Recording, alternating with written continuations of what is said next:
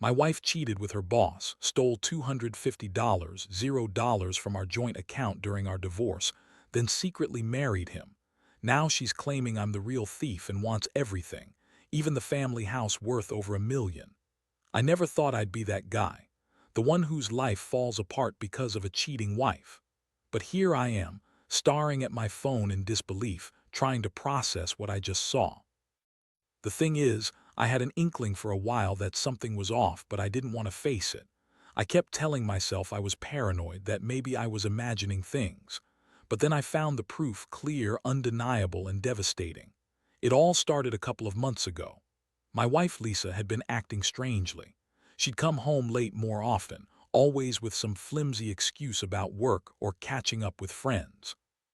She'd get defensive if I asked questions, brushing it off with a bitchy attitude that I'd never seen before.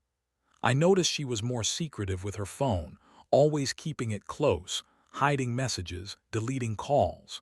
Little things that I tried to ignore because I didn't want to believe the worst. But then one day I decided to check her phone when she was in the shower. I know, stupid move, but I was desperate for answers. What I found was worse than I could have imagined. There were texts from her boss, Mark, explicit conversations about sex, plans to meet up, and even secret photos. It was obvious they'd been sleeping together for months. The messages were filled with flirtation, lust, and a lot of lies to cover it up. I was stunned. My stomach dropped. I felt like I'd been punched in the gut. Lisa, my wife, the woman I loved and trusted, was cheating on me with her boss, someone I had always thought of as a decent guy. Mark was a smooth operator, always charming in front of others, but behind closed doors, he was just as manipulative and selfish as Lisa. I couldn't believe I'd been blind to it for so long. How many times had I missed the signs? How many nights had I gone to bed wondering why she was so distant? I kept scrolling through her messages, trying to hold back the rage. The worst part was the way she lied to my face. Every time I asked her if anything was going on, she'd dismiss my concerns, call me paranoid, say I was imagining things. She'd say she loved me, that I was the only one for her. But then I'd find her texting him, sneaking around. It was like she was living a double life, one where she was the perfect wife, and another where she was cheating, stealing, and lying every chance she got. I decided I couldn't keep pretending everything was fine. I needed to confront her. That night I waited until she was home and I sat her down. I showed her the messages. Her face drained of color and she immediately spun some bullshit about how I was overreacting, that Mark was just a friend, that I was jealous and insecure. She threw a fit, calling me crazy, saying I was accusing her of things she hadn't done. She said I was imagining things, that I was paranoid, that I didn't trust her. But I knew the truth. The confrontation turned into a shouting match. Lisa was bitchy, furious that I dared to accuse her of cheating.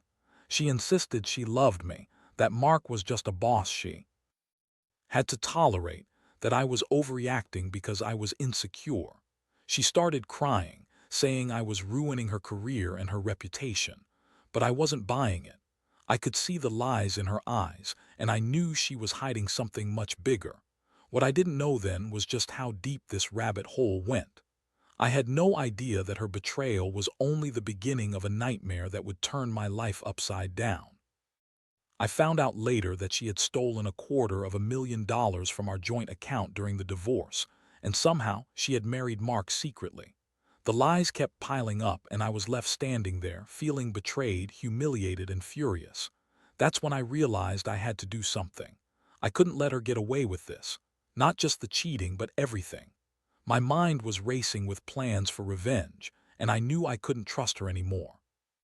I had to take control of my life and face whatever was coming. That's where I am now, trying to pick up the pieces, wondering how I ended up here and what my next move should be. After that night, everything changed. I couldn't sleep, couldn't eat. The betrayal hit me like a freight train. I kept replaying the moments, trying to find a way to make sense of it all. How could Lisa do this? How could she lie so effortlessly? And the money, 250,000 gone from our joint account, disappeared right around the time she started sneaking around with Mark.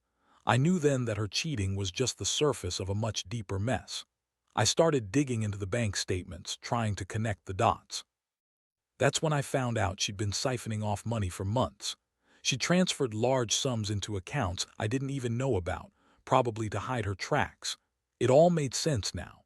She'd been planning her escape, her new life with Mark, for a while. I felt sick thinking about how she'd been lying to my face this whole time. I couldn't believe I'd married a woman capable of stealing that much money and betraying me so thoroughly. I also learned she'd filed for divorce, but I was in the dark about the details until I got a hold of some court documents.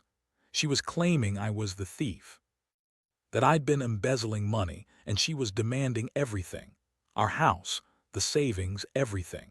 She'd even gone as far as to marry Mark secretly, which I confirmed through some court records and social media. She was calling herself Mrs. Lisa Mark, pretending she was already married to him while still trying to play the victim in our divorce proceedings. The worst part was how she lied about everything. She told friends and family I was abusive, that I'd been cheating on her, that I was a terrible husband. She painted herself as the victim, even as she was sneaking around, stealing from us and marrying her boss behind my back. I couldn't believe how manipulative she was. She'd always been bitchy, but this was next level. Her lies were so convincing I almost started questioning myself. Maybe I had missed something. Maybe I was the one at fault. I knew I had to act fast. I couldn't let her get away with this, not without fighting back. I started gathering evidence, screenshots of her texts, bank statements, court documents. I even hired a private investigator to dig into her financials and her relationship with Mark. The more I uncovered, the angrier I got. She was living a double life, a complete betrayal not just of me, but of everything we'd built together. And now she was trying to turn the tables, making me look like the criminal. One thing I couldn't wrap my head around was how she managed to pull off this entire scheme without me noticing sooner. She'd always been bitchy and manipulative, but I never suspected she was capable of outright theft and deception on this scale. The fact that she married Mark secretly with no regard for the truth or the consequences just made me feel so stupid. I kept asking myself, how did I miss the signs? How did I not see that she was planning this all along? The emotional toll was brutal. I felt betrayed, humiliated, and furious. Every time I thought about her with Mark, I wanted to scream. Every dollar stolen, every lie told felt like a punch in the gut. I'd been so blind, so trusting, believing we had a good life.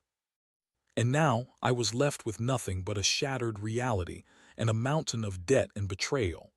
I knew I had to do something about it, but I wasn't sure what yet. All I knew was that I wasn't going to let her walk away with everything she wanted, especially not our house, which was worth over $1 million. That was my home, my life, and I was going to fight for it.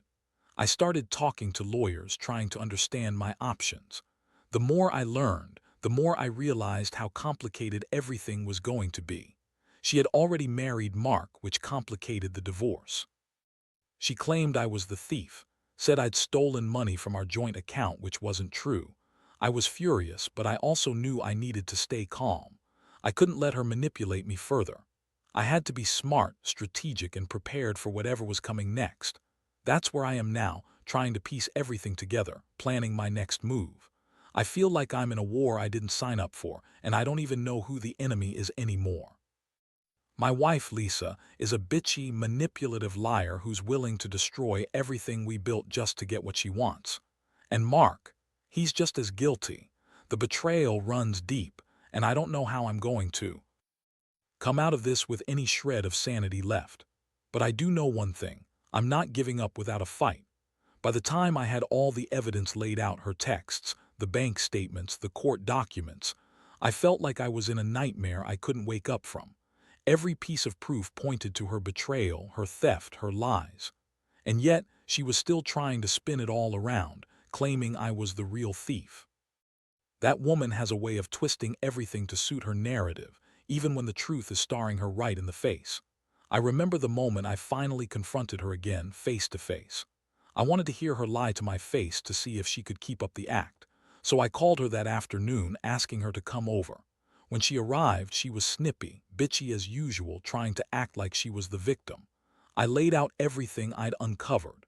Her eyes widened, then narrowed. She refused to admit anything at first, kept insisting I was paranoid, that I was accusing her of stupid stuff. She threw in some classic lines: "You're just jealous. You don't trust me. You're crazy if you think I'd do something like that." But I wasn't buying her bullshit anymore. I told her I had proof that she'd been lying from the start. I told her I knew about the affair with Mark, the money she stole, and the fact that she'd married him secretly. Her face twisted in anger and she started crying, trying to play the victim. "You don't understand, John," she snapped at me. "Mark is the only one who truly cares about me. You've been a terrible husband, always working, never paying attention. I needed someone who actually appreciated me." She looked at me with that bitchy smirk like she thought she'd won. I felt a surge of rage. How could she be so manipulative? How could she sit there and lie so effortlessly? I told her she was a piece of shit, that I was done trusting her, that I was done pretending everything was fine. I told her I knew about her secret marriage, about her stealing money, and that I was going to fight to get everything back. I was furious, but I also felt heartbreak. I loved her once, and now I was realizing she'd been playing me for a fool all along. That night I couldn't sleep. I kept thinking about what she'd done, how she'd betrayed everything we had. I felt betrayed, humiliated, and more than anything, angry. I kept asking myself, how did I let it get this far?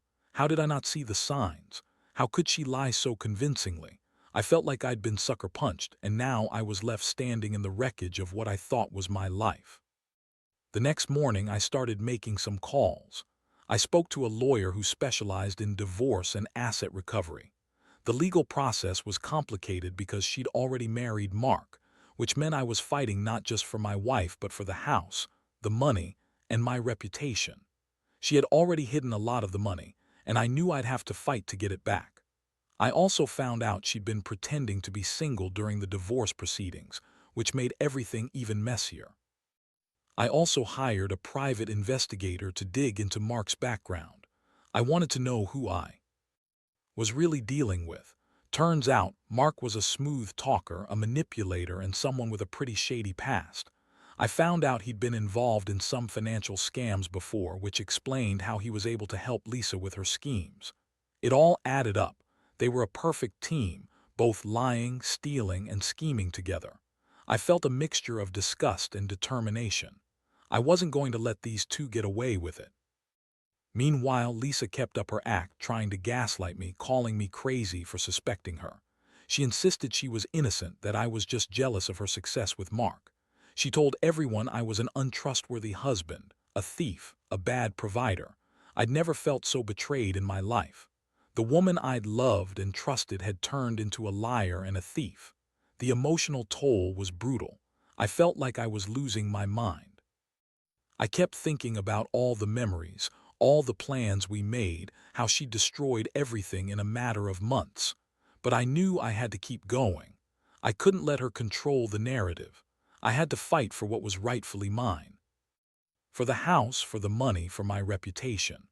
I was starting to see that this wasn't just about infidelity or theft. It was about her complete moral collapse, and I was determined to come out of this with some semblance of justice. I didn't care if she called me crazy or if Mark tried to intimidate me. I was going to expose everything, no matter how much it hurt. There's this feeling you get when your entire world shatters and you realize the person you loved and trusted is capable of such betrayal. It's a mixture of anger, sadness, and a strange sense of clarity. I knew I'd have to fight hard, but I also knew I'd survive this. I had to. Because if I didn't, she'd win, and I'd be left with nothing. The legal battle was a nightmare. Every day felt like I was fighting against a system designed to favor her. Lisa had already spun her web of lies, claiming I was the thief, that I'd been embezzling money, that I was an unfit husband. She even hired her own lawyer, someone slick and ruthless, who kept trying to twist the facts, paint me as the villain.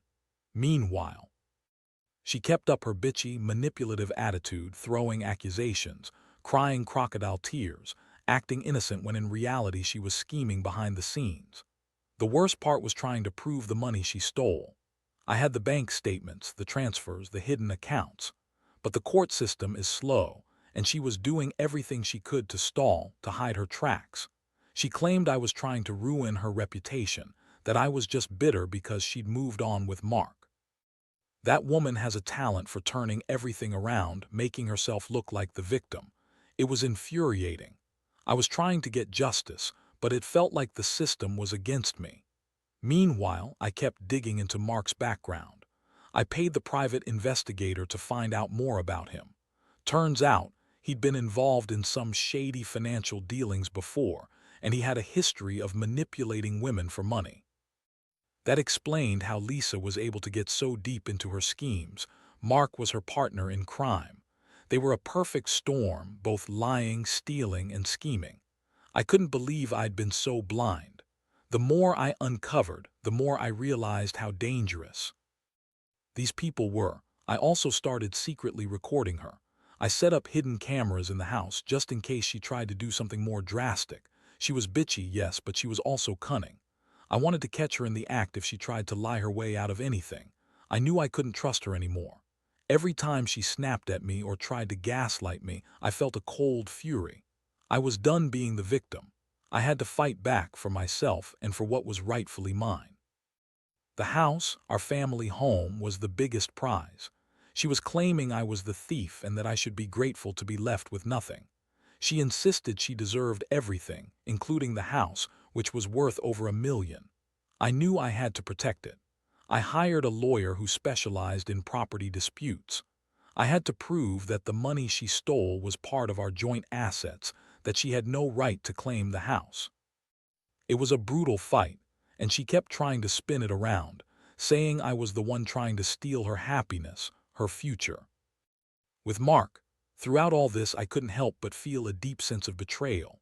Lisa was the woman I'd married, the woman I'd trusted with my life. And now she was this manipulative, lying bitch who'd stolen from us, lied to everyone and married her boss behind my back. I kept thinking about all the nights I'd spent working late, trying to provide for us, only to find out she'd been planning her escape the entire time. It hurt so much I thought I might break, but I also knew I couldn't give up. Not yet. I had to keep fighting, keep pushing through the legal maze, keep exposing her lies. I started reaching out to friends and family trying to get support. Some believed her, others saw through her act. The ones who knew me best told me to stay strong, that I deserved better. That's what kept me going, knowing I wasn't crazy, that I wasn't the villain in this story. She was, Mark was, and I was determined to prove it. One day I got a big break. The court ordered an audit of her finances. It was the first time I saw a real chance of recovering the money she stole. I was nervous but hopeful. I knew this was the turning point.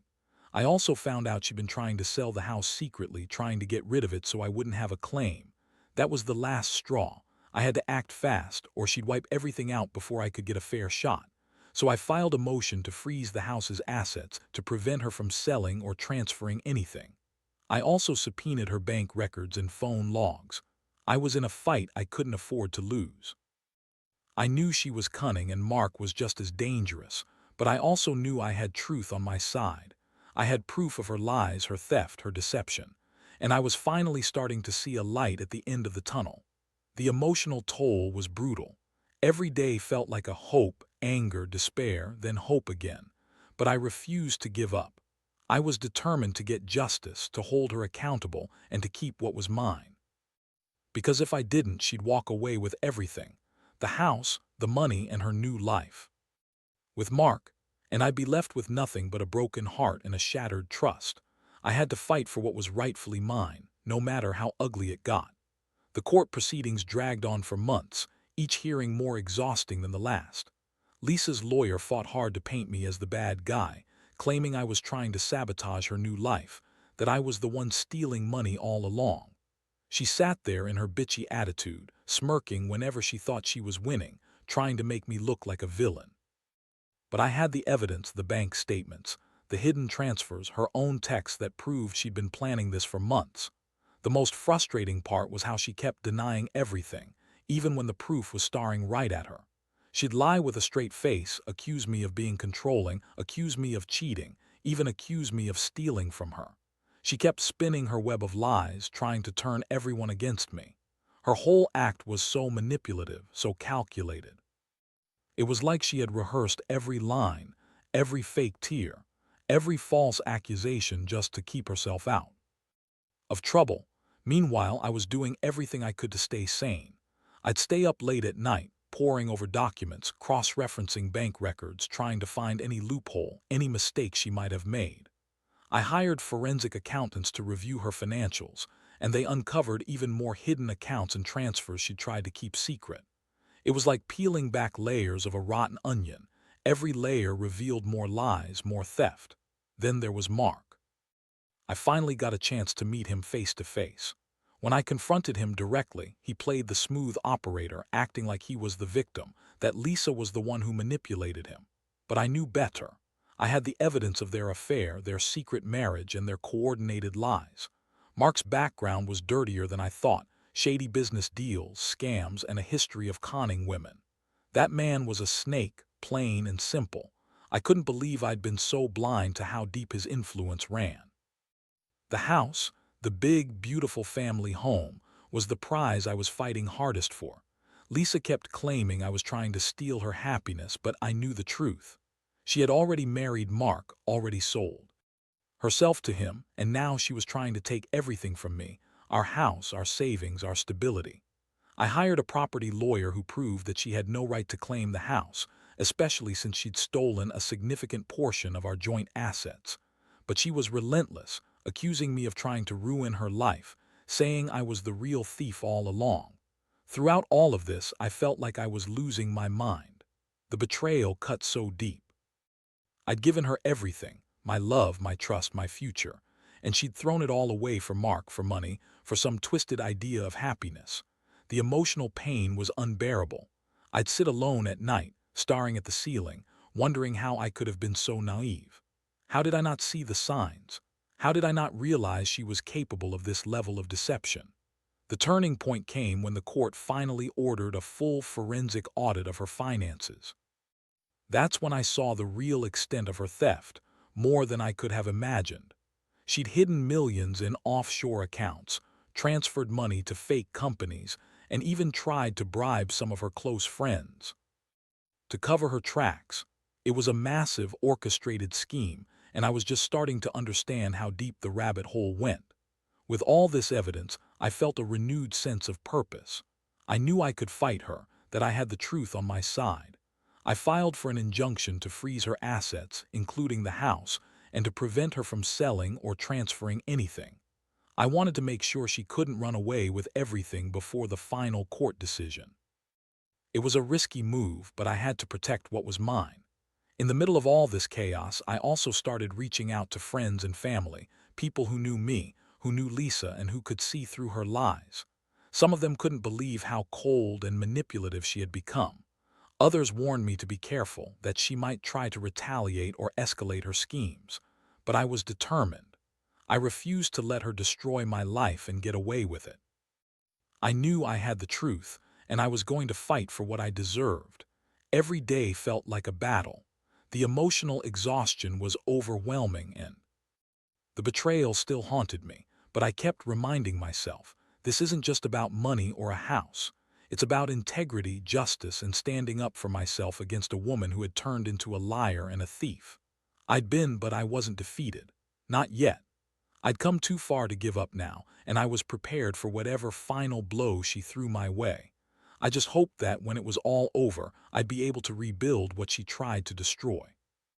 After everything, I finally reached the point where the court's decision started to turn in my favor. The forensic audit uncovered the full extent of Lisa's deception: hidden offshore accounts, fake companies, and the money she'd stolen. It was a brutal blow for her, and I could see her confidence wavering. The judge ordered her to return the stolen funds, and the house was put under a lien, ensuring she couldn't sell or transfer it without my approval. It was a small victory, but it felt like a step toward justice. The most surreal moment was when she showed up at the final hearing, trying to play the victim one last time. She looked bitchy, furious, but there was a flicker of fear in her eyes. She couldn't deny the evidence anymore.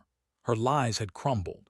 She tried to spin some last-minute story about how I'd been controlling and unfaithful, but everyone in the courtroom saw through her act.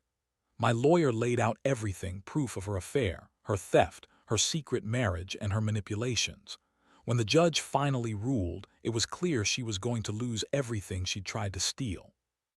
The house was awarded to me, and she was ordered to pay restitution for the stolen money.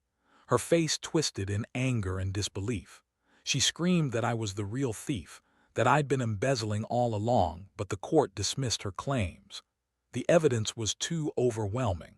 Mark was also implicated in some of the financial crimes, and he was facing his own legal troubles. In the aftermath, I felt a strange mix of relief and emptiness. I'd fought hard to reclaim what was mine, my home, my reputation, my dignity. I had lost some of the trust I once had in her, but I gained clarity. I realized I'd been blinded by love, by the idea of a perfect life, and I'd ignored the warning signs. The betrayal had cost me a lot: trust, money, years of my life, but I was still standing. I moved out of the house into a new place and started rebuilding. It wasn't easy. There were nights when I felt broken, questioning everything I'd believed in. But I also learned a lot. I learned that some people are capable of incredible deception, and that you have to be vigilant, especially when it comes to money and trust. I learned that justice can be slow, but it's worth fighting for, even when it feels like the whole world is against you. Looking back, I wish I'd seen the signs sooner. I wish I'd trusted my instincts more. But I also know that I can't change the past. All I can do now is move forward, wiser and more cautious. My advice to anyone in a similar situation is this: don't ignore the red flags. Keep your eyes open, protect your assets, and don't be afraid to fight for what's right. Betrayal cuts deep, but it also teaches you who you really are. And in the end, I'm proud that I stood my ground, that I refused to be broken by her lies. Now I focus on rebuilding my life, better, stronger, and more aware. I may have lost a lot, but I gained a new sense of clarity. Trust is earned, not given, and I'll never let anyone manipulate me that way again. This entire nightmare has shown me the true meaning of resilience. I'm still here, still standing, and I refuse to let her or Mark define me. Because at the end of the day, I know the truth, and that's what matters most.